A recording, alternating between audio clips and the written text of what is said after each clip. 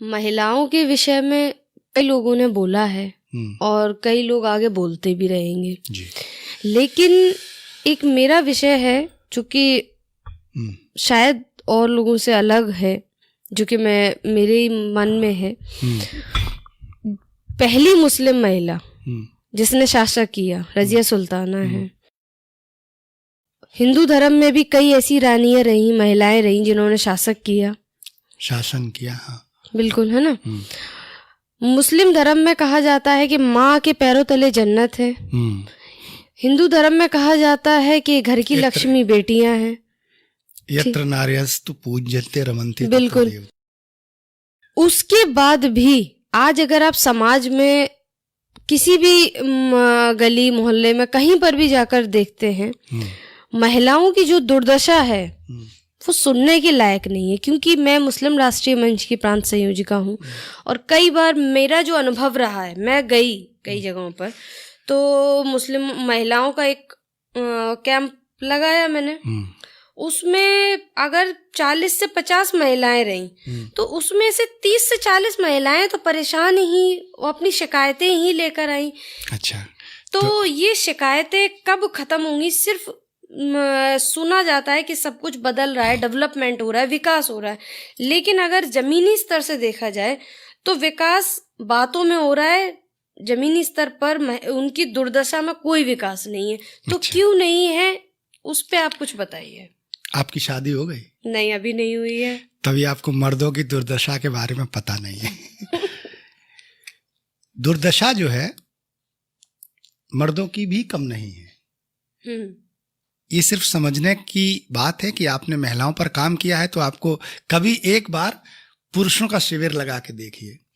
कभी ऐसा शिविर भी लगाइए जहां पर मतलब ये कहा जाए कि आपकी पहचान नहीं बताई जाएगी पुरुषों की, और आप अपनी पत्नियों से, अपने महिलाओं से परेशान होकर अपनी शिकायत कहिए, तो आप यकीन मानेंगे कि उसमें भी बहुत सारे पुरुष आएंगे। आपने 30-40 महिलाओं का जिक्र किया है, तो ज्यादातर पुरुष तो इस अहम में नहीं आएंगे कि वो पुरुष है तो उनकी बेइज्जती होगी, लेकिन अगर कोई ऐसा उनको मंच मिले जहां उनकी पहचान छुप जाए तो पुरुष भी कम पीड़ित नहीं है। तो ये तो एक मोटा प्रश्न हो गया। जो आपने जो बात कही है उस पर चलिए आते हैं। बिल्कुल। महिलाएं परेशान हैं, निश्चित तौर पर सिर्फ महिलाएं नहीं, हर वो व्यक्ति परेशान है जो शिक्षित नहीं है, जिसको अपने मूलभूत अधिकारों के बारे में पता नहीं है, वो परेशान है। बिल्कुल। लेकिन इसका दूसरा पक्ष ये भी है कि जिन महिलाओं के लिए जो अधिकार दिए गए हैं वो महिलाएं तो उन अधिकारों से वंचित हैं, लेकिन उन अधिकारों का फायदा कुछ ऐसे लोग, कुछ ऐसी महिलाएं उठा रही हैं जो दरअसल उनके जीवन में जो पीड़ित महिलाएं हैं और उस महिला के जीवन में बिल्कुल अंतर है, बिल्कुल जमीन आसमान का अंतर है, लेकिन वो उन अधिकारों का प्रयोग तमाम तरह से प्रताड़ित करने के लिए पुरुषों को। ऐसा आपने कभी महसूस किया कि नहीं किया? नहीं, ऐसा भी है। ऐसा है ना? हाँ, बिल्कुल वो है। करती हैं। तो ये दोनों पक्ष हैं सोसाइटी के और इन पर हमको गौर करना पड़ेगा। अब जैसे इस्लाम की बात करी जाए तो इस्लाम में पारा 4 के सूरा 3 में जो 4, 3 या 2 पत्नियों की व्यवस्था की गई है, तो वो पुरुषों के दिमाग में हमेशा ये रहता है, भाई महिलाएं किस बात से शिकायत करती होंगी? कम संख्या में महिलाएं ऐसी होंगी, मेरा अपना जो दुनिया मैंने जहां जहां देखा है, कम संख्या में महिलाएं ऐसी होती होंगी जो ये कहती होंगी कि मेरा पति दहेज उत्पीड़न के लिए मुझे परेशान कर होती होंगी। ज्यादातर महिलाएं वो होती होंगी जो ये कहती होंगी मेरा पति किसी दूसरी महिला पे नजर रख रहा है। हाँ, बिल्कुल। आप इस बात से सहमत हैं? बिल्कुल सहमत है। तो दरअसल क्या है कि जब हमारा धर्म ये आजादी देता है किसी पुरुष को कि आप 4 महिलाओं के साथ विवाह कर सकते हैं, वो किस कंडीशन में दी गई, इससे उसको कोई मतलब नहीं है। वो धर्म को अपने फायदे के लिए इस्तेमाल कर रहा है, वो मजहब को अपने फायदे के लिए इस्तेमाल कर रहा है। लेकिन यहाँ जब मैंने जहाँ तक लोगों को देखा है वो एक धर्म से रिलेटेड नहीं है।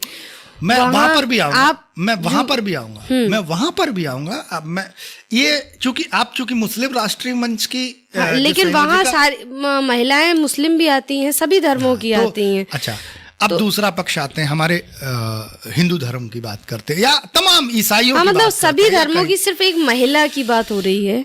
देखो, कोई भी दर्शन कभी भी, कोई भी धर्म कभी भी कंप्लीट नहीं होता। लोग उसकी व्याख्याएं अपने तरह से करने लगते हैं। यूरोप में यह माना गया कि सर्वाधिक महिलाओं को आजादी है, तो यूरोप का दूसरा पक्ष क्या है?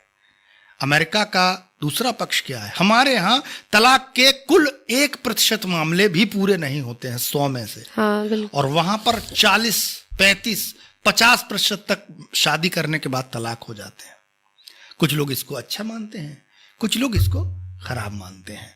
तो हमारे यहाँ की जो समस्या है वो ये है कि एक तो महिला ये मानती है कि जिसके साथ एक बार, हिंदू धर्म में ये मानती है कि जिसके साथ एक बार हमारा विवाह हो गया, अब 7 जन्मों तक उसी के साथ रहना है हमको। तो वो, और सब जगह कहा भी गया है कि पति अगर मारे, पति अगर प्रताड़ित भी करे तो पति के सामने बोलना नहीं चाहिए, क्योंकि पति देवता है। अब जब देवता है तो वो अपने मन की करता है। तो उसके लिए संविधान की व्यवस्था लागू की गई, उसमें महिलाओं को अधिकार दिए गए। तो महिलाओं को शिक्षित होकर यह भी सोचना पड़ेगा कि अगर पुरुष पीड़ित है तो पुरुष के हित में भी सोचना, मतलब पति पत्नी जो है दोनों एक दूसरे के सुख दुख की व्यवस्था है।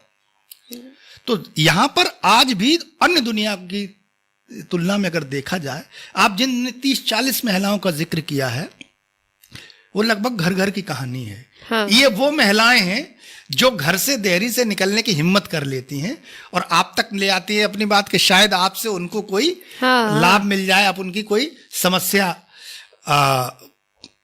हल कर दें। मैं आपको अपने जीवन का एक उदाहरण बताता हूं। मैं पढ़ता था और मैं शुरू से अन्याय के खिलाफ बोलने वाला या लड़ने वाला व्यक्ति रहा हूं। तो एक तांगा वाला था और मैं उस समय 10th में पढ़ रहा था। वो अपनी पत्नी को, जिससे तांगे के जो उसमें जो खच्चर थे उनको मार रहा था, उसी से अपनी पत्नी को मार रहा था और उसकी पत्नी बहुत तेज तेज चीख रही थी। मैं स्कूल से आ रहा था तो मैंने देखा, तो मुझसे बर्दाश्त नहीं हुआ, तो मैंने उसको रोका और मैंने उस आदमी का हाथ पकड़ के तांगे के नीचे से खींच दिया। तो वो आदमी नीचे, जैसे ही तांगे के नीचे उतरा और मैंने उसको मतलब थोड़ा सा धमकाने के लिए मैंने कहा, अगर तू इस पर हाथ उठाएगा तो तेरी हालत खराब कर देंगे। इतना सुनते ही वही औरत जो पिट रही थी दूसरे कोने से कूदी और मेरा कॉलर पकड़ लिया। तेरी हिम्मत कैसे हुई मेरे पति को हाथ उठाने की? मैं ये रियल घटना बता रहा हूं। अब मैं चक्कर में पड़ गया। तो मैंने कहा कि ये आपको मार रहा था। बोले तो मार रहा था तो मेरा पति है, मुझे मारे कूटे, तुझे क्या? एक्चुअल में ये प्रैक्टिकल बात बता रहा हूं। एक्चुअल में यही वो कारण है कि जहां जो महिलाएं आपसे शिकायत करने आती हैं ना, आप अगर ये कहो कि उसके पति को उठा के जेल में बंद करवा दो तो महिला शिकायत नहीं करवाएगी। तो यही चीज तो मतलब मेरे पास शिकायत लेके आती है, मैं उनसे बोलती हूँ कि मैं आपके उसमें हस्बैंड के लिए कोई कार्रवाई करूँ कुछ, तो बोलते नहीं कार्रवाई मत करिए, सिर्फ क्या करिए उन्हें डरा दीजिए, उन्हें धमका के उन्हें समझा दीजिए। हाँ। तो लेकिन उनके ऊपर कोई कार्रवाई मत करिए, उन्हें पिटवाइए नहीं किसी से। तो जब महिला आपके उसमें आ रही, कोशिश करिए कि आप उसके पति को, यही करती होंगी, उसके पति को समझाती होंगी कि भैया ये ठीक नहीं है। और ये आम तौर पर होना भी चाहिए। लेकिन उसके बावजूद भी अगर इस तरह का कुछ हो रहा है तो उसके अंदर का तो देवत्व बोल रहा है। उसको जो उसके मजहब ने आजादी दी है वो बोल रहा है कि भैया हम तो 4 तक कर सकते हैं, हमको कौन रोकने वाला? हमको तो आजादी, संविधान को वहां पर वो धता बता देते हैं।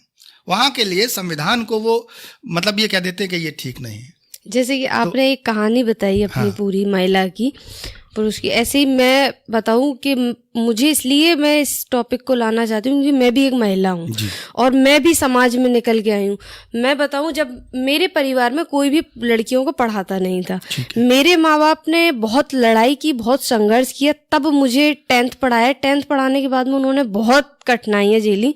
सभी लोग मना करने लगे कि पढ़ाना नहीं है बेटियों को, लेकिन फिर मेरे माँ बाप ने बोला नहीं हमें पढ़ाना है। तो 10th के बाद 12th, ग्रेजुएशन, फिर आगे तो जब मैं निकल के आई मुझे लगा कि महिलाओं के साथ में जो चीजें मैंने फेस की हैं वो चीजें और महिलाएं आगे ना फेस करें, तो मैं कुछ उनके लिए उनकी जो कंडीशन है, क्योंकि जब मैं अपने घर से निकलती हूँ ना आज, तो कहते हैं कि राजनीति में ये संगठन में है, राजनीति कर रही हैं, तो ऐसा नहीं है कि मैं संगठन में हूँ, मैं राजनीति कर रही हूँ इसलिए लोग मुझे नोटिस करते हैं, इसलिए मुझे टारगेट बनाते हैं। अगर कोई भी महिला है, डॉक्टर है, टीचर है, बैंक में है, तो टारगेट हर एक महिला को किया जाता है।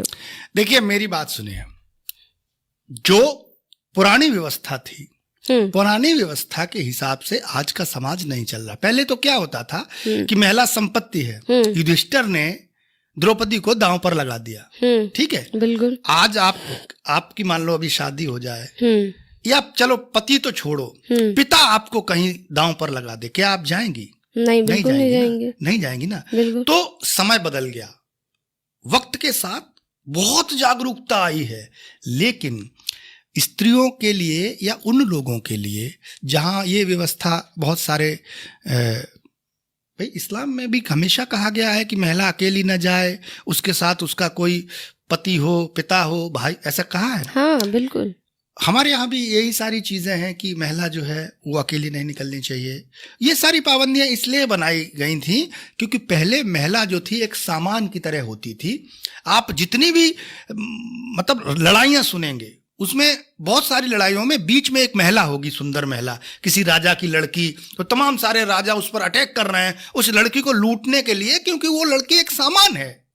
आप समझिए, उस लड़की का हृदय नहीं जाना जाएगा कि तुम किससे विवाह करना चाहती हो। तो ये बात हिंदू धर्म में नोटिस की गई और उसके बाद यहां पर स्वयंवर जैसी व्यवस्था लागू हुई। तो स्वयंवर जैसी व्यवस्था के पीछे कारण ये था कि जो बलशाली होगा वो बल से जीता जाएगा। बाद में कहीं कहीं ये भी आया कि शास्त्रार्थ हुआ, जो ज्ञानी होगा वो उसको जीत के ले जाएगा, यानी जो सर्वश्रेष्ठ होगा उस तक हमारी स्त्री पहुंचे। लेकिन उसमें एक जो सबसे बड़ा झोल था वो ये था कि उसके लिए ये शर्त नहीं होती थी कि जो आएगा वो कुंवारा ही हो। अब जो ज्ञानी होता था उसके ऑलरेडी 10 पत्नियां हैं, वो भी उसी में पहुंच गया शास्त्रार्थ करने के लिए या और जीत लाया, या जो योद्धा है वो पहुंच गया उसमें स्वयंवर में और वो बाहुबल से जीत लाया। तो ये सारी चीजें चलती हैं। कहीं ना कहीं शिक्षा जो है वो मूलभूत कारण है। और लेकिन उसमें एक चीज और है, शिक्षा केवल किताबी तौर पर नहीं, मानसिक तौर पर भी क्योंकि मैंने ऐसे भी केस देखे हैं जहां शिक्षित हैं महिलाएं, लेकिन उसके बाद भी वो शिक्षित होकर भी नहीं बोलती, इसलिए क्योंकि शिक्षा वाला भी उनका माहौल अलग है। अब जब यहाँ पर जो है ना शिक्षित होकर ना बोलना, यहाँ पर शारीरिक रूप से स्त्री और पुरुष की बनावट का अंतर है। आमतौर पर हमेशा से ये माना गया है कि पुरुष कमा कर लाएगा, स्त्री घर संभालेगी। बिल्कुल। अब अकेली स्त्री जो है उसकी स्वास्थ्यगत समस्याएं हैं, वो बीमार पड़ सकती है, उसके बच्चों की मतलब आर्थिक समस्याएं हैं। बिल्कुल बिल्कुल। ये तमाम सारी समस्याएं। तीसरी एक बड़ी समस्या और भी है कि वो अकेली जब निकलेगी तो उस पर बाहरी पुरुषों की नजर होगी, तो उसको सुरक्षा भी चाहिए। तो इसके लिए उसको किसी न किसी पुरुष का साथ चाहिए। तो सबसे बेस्ट वो उसका पति होता है। अब पति से विवाद भी हो तब भी उसको लगता है कि टेढ़ा है पर मेरा है, ऐसा मतलब एक वो होता है, टेढ़ा है पर मेरा है। बिल्कुल सही कह रहे हैं। तो ये जो तमाम सारी चीजें हैं, जो सुरक्षा की दृष्टि से, अर्थ की दृष्टि से, सामाजिक सोच की दृष्टि से, इन तमाम चीजों की वजह से महिला दब जाती है और ये चाहती है कि अपनी लड़ाई वो ना लड़े, कोमल नेहा जाकर या कुमार मनोज जाकर वहां उसके पति को हड़काए जाकर और उसका पति डर जाए। कुछ मामलों में ऐसा होता भी है, लेकिन कोमल में नेहा ना रोज जा सकती हैं ना कुमार मनोज जा सकता है, लड़ाई तो स्वयं लड़नी पड़ेगी। तो अगर महिला को गलत लगता है कि ये गलत हुआ है तो उसको संविधान ने बहुत अधिकार दिए, लेकिन मैं ये मानता हूं कि इस मामले में पुरुष के साथ ज्यादती हुई है। पुरुष अगर पीड़ित भी है तो भी अपनी बात कहाँ कहेगा जाके, उसके लिए कोई प्लेटफॉर्म नहीं है। तो आप तो एक तो जो मुस्लिम राष्ट्रीय मंच महिलाओं का बनाया है, एक पुरुषों का भी मंच बनाया है। मुस्लिम राष्ट्रीय मंच में पुरुष महिलाएं दोनों हैं। अच्छा, सभी लोग आते हैं, तो लेकिन ऐसा पुरुष अपनी पीड़ा कभी कहते हैं? हाँ, कहते हैं ना, कम कहते होंगे। कम कहते हैं। कम क्यों कहते हैं? क्योंकि वो ये सोचते हैं कि ये हमारी जो मर्द है ना, मर्दानगी पे बात आ जाएगी, है ना? तो वो इसलिए अपनी बात को नहीं रख सकते, क्योंकि ऐसा है ना, महिलाएं अपनी बात को रोकर निकाल लेती हैं। ये बात आप मानते हैं? बिल्कुल, महिलाएं अपनी के बात पास एक अचूक अस्त्र ये है कि वो गलत बात को भी रोकर निकाल लेंगी, लेकिन पुरुष जो है वो रो नहीं सकता है और आसानी से कह नहीं सकता। तो ये बात है पुरुषों में, बिल्कुल सही। स्त्री और पुरुष एक सामाजिक ढांचे के महत्वपूर्ण अंग हैं और दोनों से ही इस सृष्टि का निर्माण होगा। स्त्री अगर स्त्रियोचित जीवन जिएगी, पुरुष पुरुषोचित जीवन जिएगा, दोनों मिलकर चलेंगे तो दुनिया सुंदर होगी, परिवार बनेंगे, घर बनेंगे। और जब दोनों ही एक दूसरे को दुख देंगे, पीड़ा देंगे, परेशान करेंगे, तो समाज में फिर गलत लोग पैदा होंगे, गलत सोच पैदा होगी और उससे ये अराजकता बढ़ती चली जाएगी। तो इसके मूल में शिक्षा है, एजुकेशन। और एजुकेशन कहीं ना कहीं सही ढंग से होनी चाहिए। बिल्कुल, कोई भी चीज हो संतुलन में हो। अगर किसी लड़की को यह सिखा दिया जाए कि धर्म कुछ नहीं है, आचार विचार कुछ नहीं है, उसकी अपनी एक मौलिक स्वतंत्रता है, तो आगे जाने के बाद वही होगा जो ओशो वाले वीडियो में मैंने बताया था कि एक समय के बाद ओशो के जितने भी अनुयायी थे कोई भी कामयाब नहीं हुआ। लास्ट तक आते आते ज्यादातर जेल में चले गए या सुसाइड कर लिया या इधर उधर विक्षिप्त होकर भाग गए। तो सही एजुकेशन की जरूरत है, अपने अधिकारों का सही उपयोग, दुरुपयोग नहीं, उपयोग करके। और पुरुष भी इस मामले में समझें इस चीज को कि स्त्री भी एक जीव है, एक मेरे जीवन का हिस्सा है, और स्त्री भी ये बात समझे कि पुरुष मेरे जीवन का हिस्सा है। अखबार में पढ़ते हैं कि करवा चौथ के दिन पति ने साड़ी नहीं दी तो इस पत्नी ने नाक काट दी उसकी। ऐसी अपवाद की घटनाएं बिल्कुल होती हैं। या फिर आप लगभग हर घर में देखेंगे जो सामान्य तौर पर ज्यादातर पति पत्नियों की लड़ाई भौतिक चीजों को लेकर होती है। मेरे बहन पर वो घर है, तुमने मेरे लिए घर नहीं बनवाया, मेरी बहन के वो गाड़ी आ गई, तुमने वो गाड़ी नहीं। तो अनावश्यक रूप से जब पति के ऊपर भार पड़ता है तो पति भी क्रोधित होता है और झगड़े होते हैं। तो परिवार एक बहुत सुंदर व्यवस्था है, इसको पूरे सामंजस्य के साथ, पूरी समझ के साथ लेकर चलना है। और महिलाओं को आप मेरे हिसाब से तो यही कहिए कि अच्छा पढ़िए, बहुत, और जो बात आप पति से कह रही हैं ना, वो कभी अपने ऊपर फॉलो करके देखिए कि अगर मुझसे ये बात कोई कहेगा या पति जो पत्नी से कह रहा है तो दोनों एक दूसरे को समझेंगे। गांधी कहते थे कि जो प्रयोग दूसरे पर कर रहे हो वो अपने पर करोगे तो आप बुरा करने से बचोगे। बहुत अच्छे विचार निकल कर आए। तो लेकिन मैं इस वीडियो के माध्यम से जो समाज है, जो लोग हैं, उनको एक ही संदेश देना चाहती हूँ कि अपनी बेटियों को पढ़ाइए और जो आसपास में भी बेटियां पढ़ती हैं उनको पढ़ने दीजिए। और जो माँ बाप हैं वो अपनी बेटियों को पढ़ाएं और वो जिस क्षेत्र में जाना चाहती हैं उनको उस क्षेत्र में बढ़ने के लिए सपोर्ट करें, क्योंकि माँ बाप का सपोर्ट बहुत बड़ा सपोर्ट होता है। अगर वो सपोर्ट करेंगे तो बेटियां हर क्षेत्र में आगे निकलेंगी। क्योंकि ज़रूरी नहीं कि बेटी सिर्फ एक टीचर ही, सारी बेटियां ही टीचर बन जाएं, कुछ हर एक फील्ड में बेटियों का होना ज़रूरी है। तो उसके लिए माँ बाप का सपोर्ट, परिवार का सपोर्ट, समाज का सपोर्ट बहुत आवश्यक है। तो आप लोग सिर्फ बातों में नहीं बल्कि धरातल स्तर पर इस बात पर विचार करिए और सभी महिलाओं को, सभी बेटियों को सपोर्ट करिए। चलिए, बहुत बहुत धन्यवाद जी। अच्छी चर्चा हुई और उम्मीद है कि आप जो है कुछ बेहतर करेंगी इस फील्ड में। बिल्कुल बिल्कुल। चलिए, बहुत अच्छा। धन्यवाद।